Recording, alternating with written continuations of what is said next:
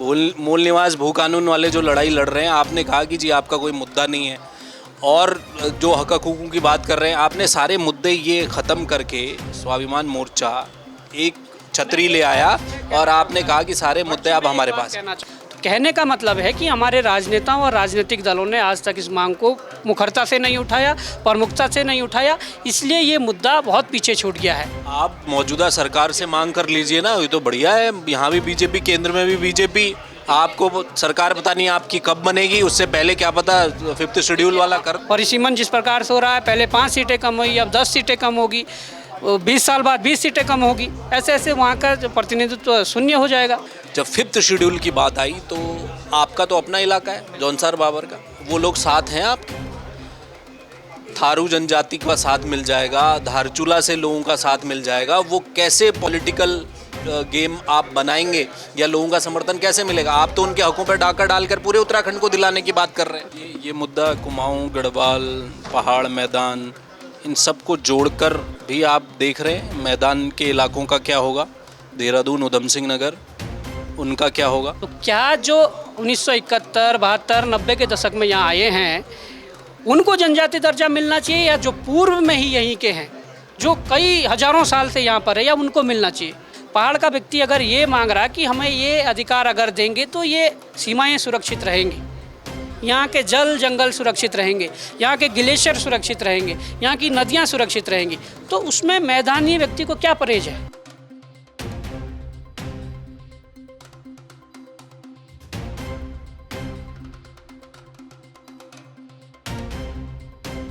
उत्तराखंड में हर मर्ज की एक दवा, ये कहा जाता है। अगर आप भू कानून की बात कर रहे हैं, अगर आप मूल निवास की बात कर रहे हैं, अगर आप उत्तराखंड के हक हकूक़ की बात कर रहे हैं, जल जंगल ज़मीन की बात कर रहे हैं, तो ये सब गंगाएं मिलकर एक ही गंगा सागर में गिरती हैं, और वो है 5th शेड्यूल। ये किसी से छुपा नहीं है। उत्तराखंड स्वाभिमान मोर्चे ने 5th शेड्यूल को लेकर अब आवाज़ उठानी शुरू कर दी है। पहले भी कुछ उठा रहे थे, लेकिन आज बॉबी पवार ने खुलकर इस मुद्दे की पैरवी की है, और अब ये समझ में आ रहा है कि जो चुनाव 2027 का होगा या उससे पहले हो जाएगा, उस चुनाव में स्वाभिमान मोर्चे का सबसे बड़ा एक मुद्दा अगर कोई होगा तो 5th शेड्यूल होगा। 5th शेड्यूल की तरफ क्यों लौटे हैं, बातचीत करेंगे। क्या लागू होने की संभावनाएं हैं और क्या लोगों का जन समर्थन इस पर मिल पा रहा है, क्योंकि कई दल और कई लोग पहले भी इस मुद्दे को उठा रहे थे। बॉबी भाई, 5th शेड्यूल की तरफ आप लौटे हैं, तो ये मूल निवास, भू कानून, ये सब कुछ हर मर्ज की दवा एक, ये बात आपको अब पता चली? नहीं, देखिए, पता तो पहले भी था, व्यवहारिक रूप में पता था कि हर मर्ज की एक दवा है, पर हमारे पास कोई ऐसे डॉक्यूमेंट और साक्ष्य नहीं थे जिस आधार पर हम पुख्ता बात ये कर सकते थे कि हर मर्ज की एक दवा।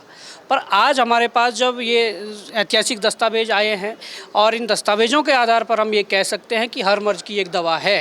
चाहे वो मूल निवास की लड़ाई हो, भू कानून की लड़ाई हो, परिसीमन की लड़ाई हो, पलायन की लड़ाई हो, रोजगार की लड़ाई हो, ये तमाम प्रकार की जो लड़ाइयाँ हैं, इसकी एक ही सॉल्यूशन है, वो है ट्राइबल एरिया घोषित करके 5वीं अनुसूची में शामिल करना। और निश्चित तौर पर अगर ये अधिकार हमें मिलते हैं तो उत्तराखंड, बेहतर उत्तराखंड जिसकी हम परिकल्पना कर सकते हैं कि किस प्रकार का एक उत्तराखंड हो सकता है, तो बहुत बेहतर उत्तराखंड हो सकता है। अभी आपने सिलसिलेवार तरीके से बताया कि भाई अंग्रेज़ों के टाइम पर भी अंग्रेज़ों ने भी उत्तराखंड, गढ़वाल, कुमाऊं को, वो चाहे अल्मोड़ा हो या इधर ब्रिटिश गढ़वाल हो, टिहरी रियासत को छोड़ दें, तो वहाँ भी उन्होंने ये अधिकार दिए थे। बाद में यूपी के समय वो छीने गए अधिकार, मालूम है। तो क्या लगता है आपको कि इसको बनाने के लिए केंद्र की तरफ देखना पड़ेगा? आप क्षेत्रीय दल हैं, उत्तराखंड क्रांति दल ने एक दौर में इस मुद्दे को उठाया जोर शोर से, लेकिन आज वो कम उठा रहे हैं। उसके पीछे लोग कारण ये बताते हैं, वो मैं अभी आगे चर्चा करूँगा। लेकिन जब एक क्षेत्रीय दल, अगर आप मान लीजिए सरकार भी बना लेते हैं, तो खुद से तो कर ही नहीं पाएंगे 5th शेड्यूल। तो आप एक ऐसा मुद्दा लेकर चुनाव की तरफ आप बढ़ते दिखाई दे रहे हैं जिसमें आपको केंद्र की मदद लगेगी, वो कैसे कर पाएंगे?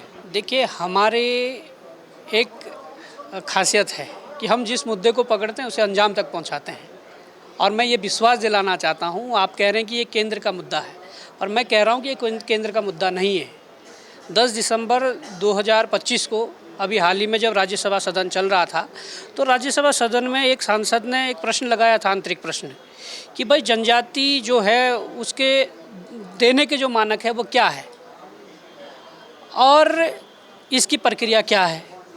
तो जो उनके जो मंत्री है, राज्य मंत्री, उसमें उनका जो जवाब आया उसमें साफ तौर पर ये लिखा गया है कि भाई जनजाति मिलने के लिए 5 मानक रखे गए हैं। वो भौगोलिक परिस्थिति रखी गई है, पिछड़ापन रखा गया है, विशिष्ट संस्कृति रखी गई है, आदिम लक्षण रखे गए हैं और आम लोगों से मिलने में संकोच या झिझक इस प्रकार की जो चीज़ वो रखी गई है।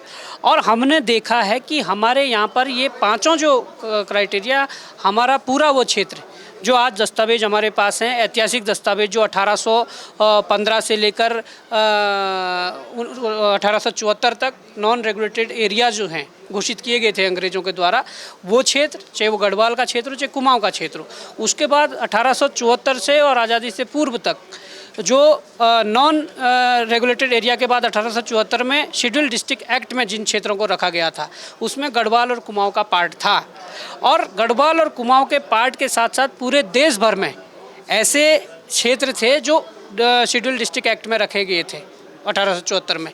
तो मैं कहने का मतलब ये है कि जब उन क्षेत्रों को आज जनजाति का दर्जा मिल चुका है जो इस क्राइटेरिया में थे, उन क्षेत्रों में 5वीं अनुसूची लागू हो चुकी है जो इस क्राइटेरिया में थे, जिसमें कि गढ़वाल और कुमाऊं के ये क्षेत्र थे जो उसमें है, तो निश्चित तौर पर इन्हें भी मिलना चाहिए। उन मानकों को पूरा ये हमारा जो भूभाग है जहाँ की हम बात कर रहे हैं, ये पूरा उन मानकों को पूरा करता है।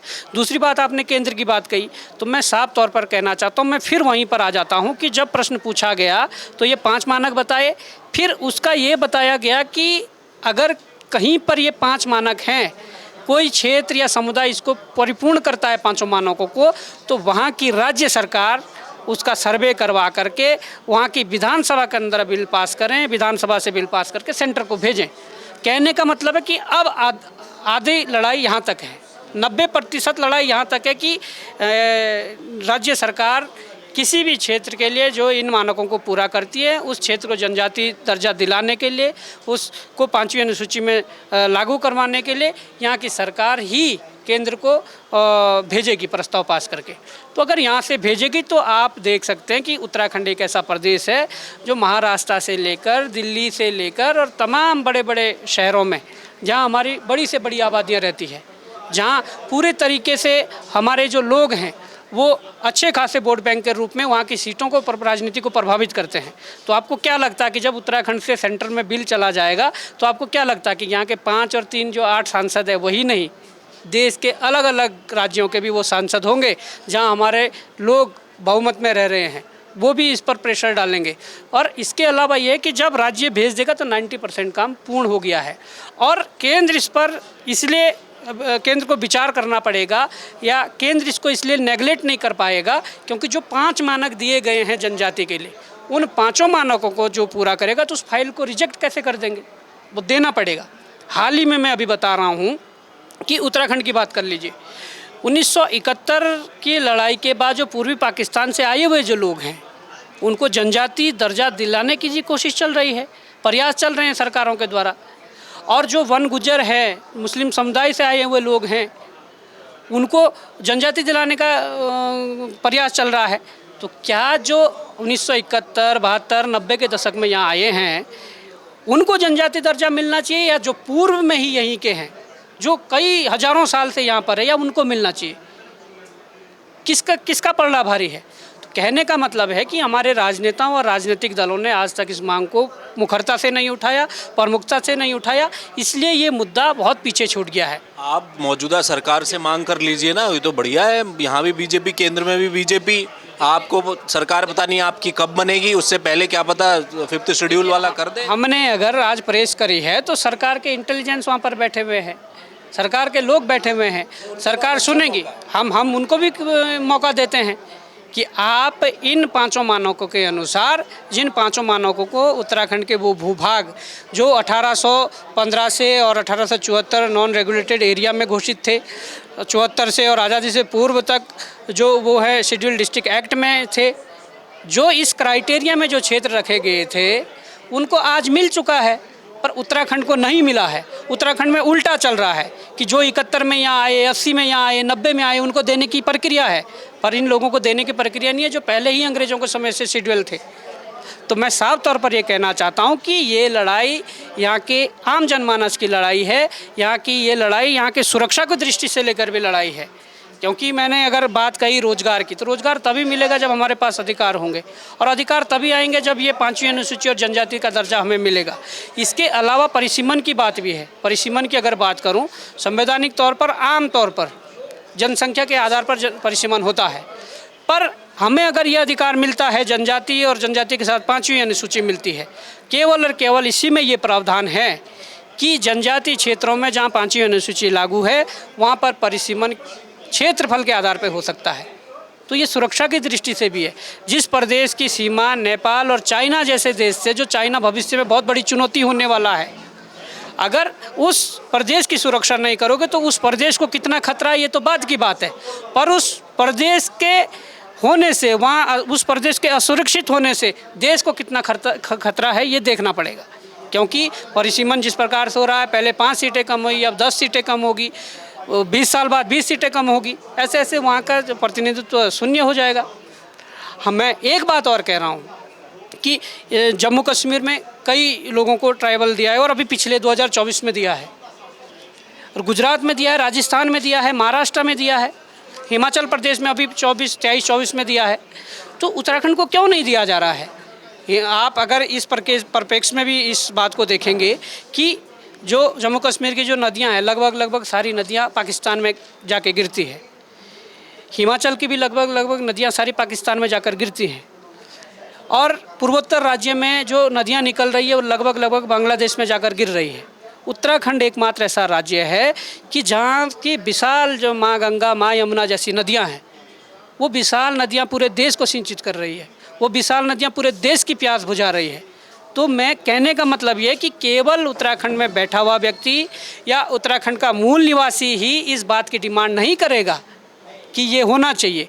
देश के हर एक व्यक्ति को ये डिमांड करनी पड़ेगी कि उत्तराखंड के संसाधनों की सुरक्षा होनी चाहिए, उत्तराखंड के सीमावर्ती जो गांव है वो खाली नहीं होने चाहिए, उनको अधिकार देने पड़ेंगे, तब हमारी सुरक्षा की दृष्टि से ये राज्य बचा रहेगा, फिर देश बचा रहेगा। उत्तराखंड में अगर वहाँ लोग रहेंगे तो यहाँ के जल, जंगल, ज़मीन सुरक्षित रहेगा, यहाँ के ग्लेशियर सुरक्षित रहेंगे। तो ये बात दूसरे राज्य के व्यक्ति को भी उठानी पड़ेगी कि जब उत्तराखंड सुरक्षित रहेगा तब देश सुरक्षित रहेगा। तो ये बहुत छोटी बात नहीं है, ये बहुत बड़ी बात है, और इसको लेकर ये लड़ाई जायज़ है। केवल और केवल जो 5 मानक दिए गए हैं, हमने उस पर पूरी तरीके से स्टडी की है। उन 5 मानकों को यहाँ के जो वो क्षेत्र जो ऐतिहासिक दस्तावेज में जो नॉन रेगुलेशन एरिया में थे या शेड्यूल्ड डिस्ट्रिक्ट एक्ट में थे, वो सारे एरियाज़ आज भी उन 5 मानकों को पूर्ण करते हैं। इसलिए यहाँ जनजातीय प्लस 5वीं अनुसूची मिलनी चाहिए। और सबसे पहले ये काम जब शुरू होगा तो 5 जो जनजातियाँ, चाहे जौनसारी है, भूटिया है, थारू है, बुक्सा है, राजी है, इन 5 जनजातियों को सबसे पहले 5th शेड्यूल मिले, क्योंकि 5th शेड्यूल लगने का जो मानक है, इसी सवाल में आ रहा हूँ, मैं पूछ रहा हूँ, मैं बिल्कुल, आप बिल्कुल सही जगह पर मुझे ले आए। यूकेडी ने इस मुद्दे को छोड़ा, ये कहा जाता है, इसलिए जब 5th शेड्यूल की बात आई तो आपका तो अपना इलाका है जौनसार बाबर का, वो लोग साथ हैं आपके, थारू जनजाति का साथ मिल जाएगा, धारचूला से लोगों का साथ मिल जाएगा, वो कैसे पॉलिटिकल गेम आप बनाएंगे या लोगों का समर्थन कैसे मिलेगा? आप तो उनके हकों पर डाका डालकर पूरे उत्तराखंड को दिलाने की बात कर रहे हैं। देखिए, पॉलिटिकल गेम तो आज़ादी के बाद से और उत्तराखंड बनने के बाद से हमारे नेताओं ने किया है। हमारे नेताओं ने राजनीति के नाम पर राजनीति ही की है। हमारे नेताओं ने कभी राजनीति के नाम पर राज्य नीति नहीं बनाई है। राज्य नीति कोई ऐसी बनाई नहीं जिससे पूरे राज्य को लाभ हो सके, और इससे पूरे राज्य को लाभ होगा। आपने ये सही बात कही है कि हमारा क्षेत्र पहले से ट्राइब घोषित है, इसके अलावा 4 और जनजातियां हैं। तो 5वीं अनुसूची में जाने के लिए सबसे बड़ा जो क्राइटेरिया वो जनजाति है, और इन 5 जनजातियों को जो 5वीं अनुसूची में नहीं रखा गया है। अगर ये प्रक्रिया शुरू होती है तो सबसे पहले उन 5 जनजातियों को 5वीं अनुसूची मिलेगी, ये देखना पड़ेगा। उनको ही मिलेगी सबसे पहले। और जब तक वो और क्षेत्र जो गढ़वाल और कुमाऊं का जो क्षेत्र है, जो ऐतिहासिक दस्तावेजों के आधार पर तब भी ट्राइब था, आज भी ट्राइब हो सकता है, उनको जनजाति मिलके 5वीं अनुसूची मिलेगी। पर आप यहाँ पर राजनीति की बात कर रहे हैं, वोट बैंक की आप बात कर रहे हैं, तो मैं ये कह रहा हूँ कि एक बात पे विरोध हो सकता था। अगर हमारे लोग इस बात का विरोध कर सकते हैं कि हमें जो 4% आरक्षण मिल रहा है, अगर सबको दे दिया जाए तो हमारे तो नहीं तो हाँ तो हमारे नौकरियों पर, अधिकार पर कुठाराघात होगी, हमें हो जाएगा। पर इस सवाल का मैं आपको जवाब देना चाहता हूँ, केवल 4% इसलिए मिल रहा है कि वो जनसंख्या के आधार पर है। जिस दिन एसटी की जनसंख्या बढ़ेगी उस दिन आरक्षण भी बढ़ेगा। और मैं एग्जाम्पल दे सकता हूँ, पूरे भारत के अंदर लक्षद्वीप के अंदर 100% एसटी आरक्षण है, क्योंकि वो वहाँ सब के सब एसटी है। वहाँ कोई 4 या 10%, 20% नहीं है, वहाँ 100% एसटी आरक्षण है। इसके अलावा कई ऐसे राज्य हैं जहाँ 80% आरक्षण है, जहाँ 35% है, 45% है। यहाँ की गुजरात, राजस्थान जैसे राज्यों में भी 20-20, 30-30% आरक्षण एसटी का है। तो ऐसा नहीं है कि हमारा हक मारा जाएगा, यहाँ पर आरक्षण बढ़ेगा। अगर एसटी की जनसंख्या बढ़ेगी तो आरक्षण बढ़ेगा। पर जो 5 जनजातियाँ अभी है वो आधे अधूरे में हैं, उन्हें जनजाति का दर्जा है पर 5वीं अनुसूची नहीं मिली हुई है। जिस 5वीं अनुसूची के बाद वहाँ पर पेशा अधिनियम लागू हो सकता है, जिस पेशा अधिनियम के बाद वहाँ पर बहुत सी ऐसी शक्तियाँ हैं जो ग्राम सभाओं को मिलेंगी। जो अधिकार इनको मिल रहे हैं, जो ट्राइब्स हमारे हैं अभी, उनके और बढ़ जाएंगे, कम नहीं होंगे, आप ये कह रहे हैं? बहुत बढ़ जाएंगे। और मैं ये कह रहा हूँ कि 5वीं अनुसूची लगने के बाद पेशा अधिनियम 1996 मैंने जिक्र किया, ये एक अधिकार है, एक कानून है। इस कानून में ना जाने कितने अधिकार है। ग्राम सभाओं को अधिकार है, वहाँ कौन सी परियोजनाएं लगनी है, कौन सी नहीं लगनी है, ये अधिकार है। वहाँ पर शराब की बिक्री, मादक पदार्थों की बिक्री होनी है नहीं होनी है, ये ग्राम सभाओं को अधिकार है। वहाँ पर अन्य प्रकार के और भी अधिकार है। एक पेशा एक्ट के तहत जो 5वीं अनुसूची लगने के बाद मिलना है, ऐसे 29 अधिकार, पेशा अधिनियम एक अधिकार हो गया, ऐसे 29 अधिकार और मिलने हैं। तो आप सोच लीजिए कि जिनको इतने अधिकार मिल जाएंगे, निश्चित तौर पर वो अपने आप में सरकार है। वो भी भाई, ये तो बिल्कुल सही बात है ना, ये तो बड़े अच्छे गुलाबी तस्वीर है। 5th शेड्यूल तो अपने आप में जैसे ही जिक्र आता है तो लोग समझ जाते हैं कि भाई आपको कितना फ़ायदा मिलना है, लेकिन होगा कैसे ये सवाल है, वो अभी बना हुआ है। आप कह रहे हैं? मैंने बता दिया है होगा कैसे। हम इसके जब जड़ पे गए तो हमने पहले क्राइटेरिया देखा, भाई अगर मुझे क्लर्क बनने के लिए विधानसभा में प्रस्ताव कौन पारित करेगा? मैं वही कह रहा हूँ, अगर क्लर्क बनने के लिए मुझे 12वीं पास चाहिए, कंप्यूटर का डिप्लोमा चाहिए, तो ये जो मानक रखे गए हैं इसको मैं फुलफिल करूँगा तो बन जाऊँगा।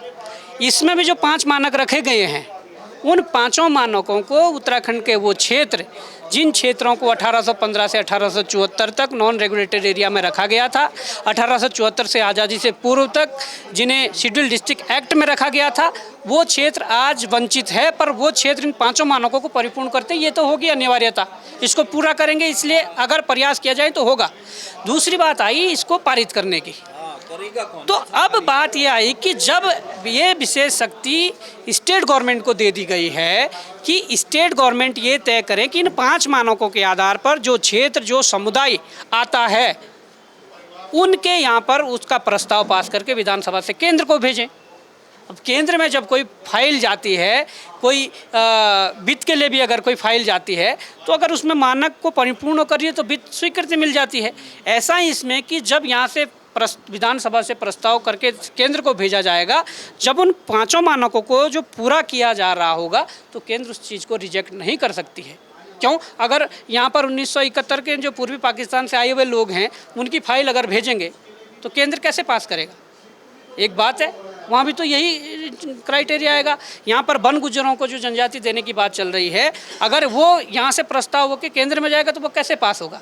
जिस प्रक्रिया से वो पास होगा उस प्रक्रिया से ये भी पास होगा, और होना भी चाहिए। एक बहुत बड़ा क्षेत्र है, चाहे कुमाऊँ का, चाहे गढ़वाल का, जौनपुर, जौनसार और रवाई का, ये बहुत बड़ा एक क्षेत्र है और लाखों की आबादी है, 40-50 लाख कम से कम ये आबादी है। तो निश्चित तौर पर, और इस पर अगर सरकार चाहे, अगर सरकार की नीयत साफ़ हो तो निश्चित तौर पर, हमारे नेताओं की नीयत साफ़ हो तो निश्चित रिजल्ट निकलेगा। नहीं तो आने वाले समय में 5 साल लगे, 10 साल लगे, 15 साल लगे, 20 साल लगे, अगर जनता हमें सहयोग करेगी तो निश्चित तौर पर हम सबसे पहला काम यही करेंगे कि जिससे कि हमारे बहुत सी लड़ाइयाँ एक सिस्टम में आ जाएगी और उन लड़ाइयों का समाधान निकल जाएगा। समाधान हो जाएगा। यानी कि मूल निवास भू कानून की जो लड़ाई है वो आपने ठंडी कर दी। मूल निवास भू कानून वाले जो लड़ाई लड़ रहे हैं, आपने कहा कि जी आपका कोई मुद्दा नहीं है, और जो हक हकूक़ों की बात कर रहे हैं, आपने सारे मुद्दे ये ख़त्म करके स्वाभिमान मोर्चा एक छतरी ले आया और आपने कहा कि सारे मुद्दे अब हमारे पास। कहना चाहूँगा, हमने लड़ाइयाँ ख़त्म नहीं करी है, हमने ये रास्ता बताया कि सारी लड़ाइयों का एक रास्ता है। मुद्दे ही ख़त्म कर दिए आपने ना। वो जिनकी राजनीति थोड़ी चल भी रही थी, आपने वो भी जो ख़त्म। रास्ता है, अगर इस पे चलेंगे तो सारी चीज़ें मिलेंगी। और मैं भी गलत कन्फ्यूजन में था पहले कि जो मूल निवास हमारा बनता था, अब मैंने वो पुराने निकलवाए। मुझे लगा कि जैसे एसटी का जो सर्टिफिकेट बनता है, जैसे जौनसार को 67 में मिला, तो उसमें बाकायदा लिखा रहता है कि नाम करके, जैसे नाम लिखेंगे व्यक्ति का कि जौनसारी जनजाति के तहत 1967 के आधार पर इसे ये दर्जा दिया जा रहा है। पर मैंने जब पुराने मूल निवास के कागज़ निकाले तो उसमें एक बहुत बड़ी खामी पाई। पुराने मूल निवास जो यहाँ 2012 से पहले बनते थे, उसमें मूल निवास तो बन रहा है, पर उसमें कोई क्राइटेरिया फिक्स नहीं था। उसमें ना 1950 था, ना 60 था, ना 80 था, ना 2000 था। कहने का मतलब है मूल निवास तो बन रहा था, पर उसमें फिक्स डेट नहीं थी। पर इस आधार पर अगर ये जनजाति मिल जाती है, 5वीं अनुसूची लगती है, तो वो जनजाति ही उनको मिलेगी। जब संविधान लागू हुआ था 26 जनवरी 1950, तो वो जनजाति ही उनको मिलेगी जो तब से यहाँ रह रहे हैं, जिनके पूर्वज यहाँ रह रहे थे। तो अपने आप में वो मूल निवास वाला मुद्दा सॉर्ट आउट होना है कि ये असली में यहाँ के मूल निवासी है। और जब ट्राइबल घोषित हो जाएगा ये क्षेत्र, तो भू कानून की तो ज़रूरत है नहीं। वो तो ट्राइबल वाले में जो उसमें है, तो वो तो ऑलरेडी हो गया। परिसीमन का हमने बता दिया कि केवल ट्राइबल एरिया में जहाँ 5वीं अनुसूची लागू है, वहीं पर केवल क्षेत्रफल के आधार पर आपको परिसीमन हो सकता है, बाकी नहीं हो सकता है। रोजगार का हमने बता दिया कि जो यहाँ के खनिज है, जो मिनरल माइंस है, तमाम प्रकार के ऐसी जो वो है, उनमें लाखों परिवार, कम से कम मेरा आंकलन है कि 3 से 4 लाख परिवारों को लघु खनिज उद्योग या इस तमाम प्रकार के इसमें रोजगार मिलना है। जो आज की डेट में खनन जो हैदराबाद से कंपनियां लाई जा रही है, हरियाणा से, गुजरात से कंपनियां लाई, उनको कोई अधिकार नहीं होगा। यहाँ के लोकल बॉडीज़, ग्राम सभाओं के आधार पर तय होगा कि किसको ठेका जाना है, किसको पट्टा जाना है। तो ये बहुत बड़ी पावर हमें मिलने वाली है अगर इस पर हम काम करते हैं, इस पर अगर लड़ाई लड़ते हैं। ये बात जनता को समझनी पड़ेगी। ये मुद्दा कुमाऊं, गढ़वाल, पहाड़, मैदान, इन सबको जोड़कर भी आप देख रहे हैं। मैदान के इलाकों का क्या होगा, देहरादून, उधम सिंह नगर, उनका क्या होगा? देखिए, जो एक कुल जनसंख्या है उत्तराखंड की, उस कुल जनसंख्या में से जो इन क्षेत्रों में जो ऐतिहासिक दस्तावेज़ों में जो दर्ज है कि भाई ये पहले से ये ट्राइब थे, अब ट्राइब मिलना चाहिए, तो ये जो कुल जनसंख्या की ये जनसंख्या जिन्हें ये लाभ मिलना है, उस आधार पर आरक्षण तय होगा। नंबर एक बात, वो आरक्षण 30% जाता है, 40% जाता है, 50% जाता है। एक अच्छी बात यह है कि 50% से अधिक कभी भी कोई आरक्षण नहीं जाता, पर केवल और केवल एसटी का आरक्षण 50% से अधिक जाता है। जैसे लक्षद्वीप मैंने उदाहरण दिया, 1-2 राज्य और उदाहरण दिए जहाँ 80-85% है। तो जनसंख्या आधार पर आरक्षण तय हो जाएगा। अब इसमें राजनीति घुसाने के लिए अगर पहाड़ मैदान कोई करना चाहे तो वो अलग बात है, ये वाजिब सवाल है ना। मैं ये कह रहा हूँ ना, मैं कह रहा हूँ, अगर पहाड़ का व्यक्ति अपना अधिकार मांग रहा है, पहाड़ का व्यक्ति अगर ये मांग रहा है कि हमें ये अधिकार अगर देंगे तो ये सीमाएं सुरक्षित रहेंगी, यहाँ के जल जंगल सुरक्षित रहेंगे, यहाँ के ग्लेशियर सुरक्षित रहेंगे, यहाँ की नदियाँ सुरक्षित रहेंगी, तो उसमें मैदानी व्यक्ति को क्या परहेज है? एक बात है, कोई परहेज नहीं होना चाहिए व्यवहारिक रूप में। तो इसलिए जो मैदानों के भी अधिकार होंगे, अगर एक सिस्टम डेवलप होगा कि भाई उन क्षेत्रों में जो जनजाति घोषित हो जाएगा, जिनमें 5वीं अनुसूची लग जाएगी, उन क्षेत्रों में अगर एक मॉडल बन जाएगा कि स्थानीय को रोजगार में प्राथमिकता या स्थानीय को तमाम प्रकार की सुविधाएं, ये अगर मॉडल वहाँ स्थापित हो जाएगा, तो आपको क्या लगता है उत्तराखंड के भूभाग के अंदर जो मैदानी क्षेत्र है, क्या वहाँ पर लागू नहीं होगा? होगा, और करेंगे, होना भी चाहिए, होना भी चाहिए। हमारी लड़ाई तो यही है कि स्थानीय को प्राथमिकता देनी चाहिए, वो रोजगार में हो, शिक्षा, स्वास्थ्य की व्यवस्था, उसमें सुविधाओं में हो, तमाम प्रकार की जो ये चीज़ें, इसमें कोई पहाड़ मैदान नहीं है। इसको बिल्कुल पूरी तरीके से संवैधानिक तरीके से लड़ाई लड़ी जाएगी, और बिल्कुल कोई हवाई लड़ाई नहीं है, डॉक्यूमेंट के आधार पर लड़ाई लड़ी जाएगी, और इस आधार पर अंजाम तक भी पहुँचेंगे। बहुत शुक्रिया। धन्यवाद। तो ये थे बॉबी पवार। देखिए कल ही सदन में जो विमेन रिजर्वेशन बिल है वो गिरा, तो लोगों में चर्चा हुई। बीजेपी की तमाम जो महिला नेत्रियां हैं वो आज सड़कों पर भी हैं। कांग्रेस का विरोध किया जा रहा है कि महिलाओं के अधिकार को गिरा दिया गया, रोक दिया गया, नहीं लेने दिया गया। लेकिन उत्तराखंड के संबंध में अगर आप बात करेंगे तो 5th शेड्यूल की मांग राज्य गठन से पुरानी है, राजधानी की मांग है। बहुत सारे ऐसे मुद्दे हैं जो शायद जिन महिलाओं को राजनीति करने के लिए प्रेरित करने वाला या और उनको स्कोप और उनको राजनीतिक तौर पर नौकरियां देने वाला ये बिल था, इसके बदले उत्तराखंड में और बहुत बड़े मुद्दे हैं। तो इसलिए आज स्वाभिमान मोर्चे ने ठीक आज ही का दिन चुना कि उधर जब वुमेन रिजर्वेशन बिल को लेकर चर्चाएं हो रही हैं, आपसी लड़ाई हो रही है, तो 5th शेड्यूल से बड़ा कोई मुद्दा नहीं हो सकता था। इसलिए स्वाभिमान मोर्चा इस मुद्दे को लेकर अब निकला है। हालांकि कांग्रेस के कई नेता पहले कहते रहे, यूकेडी पहले बीच में कहती रही है, और कई लोग सामाजिक संगठन 5th शेड्यूल को लेकर लड़ाई लड़ रहे हैं। लेकिन इस बीच स्वाभिमान मोर्चा जब चूँकि अब चुनाव सामने खड़ा है, राजनीतिक दल अपनी अपनी तैयारियां कर रहे हैं, सत्ताधारी दल बीजेपी डबल इंजन की सरकार है, तो सामने एक मुद्दा भी रखा गया है। यही मौका है 5th शेड्यूल अगर उत्तराखंड को मिल जाए इस सरकार के रहते हुए तो बढ़िया है, वरना आने वाले समय में अगर जनता साथ दे तो स्वाभिमान मोर्चा कहता है कि हम जाएंगे विधानसभा में, हम प्रस्ताव पारित कर केंद्र को भेजेंगे और 5th शेड्यूल पहली प्राथमिकता है उसे किया जाएगा। कैमरामैन मयूर उपाध्याय के साथ हेम भट्ट, जय भारत टीवी। आप देख रहे हैं जय भारत टीवी।